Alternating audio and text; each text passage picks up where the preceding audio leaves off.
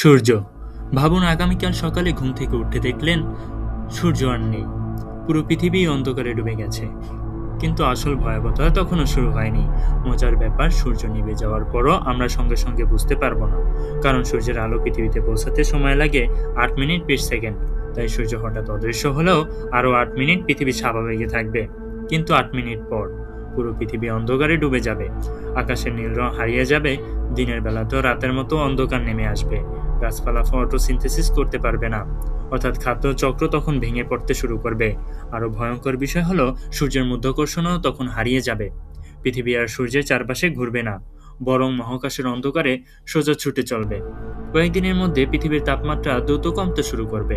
মাত্র 1 বছরের মধ্যে পৃথিবীর গড় তাপমাত্রা নেমে যেতে পারে -70 ডিগ্রি সেলসিয়াসের নিচে। অর্থাৎ সূর্য ছাড়া পৃথিবীতে জীবনের অস্তিত্ব প্রায় অসম্ভব। তাই প্রতিদিন যে সূর্যকে আমরা স্বাভাবিক মনে করি, সেটি আসলে আমাদের জীবনের সবচেয়ে বড় কারণ।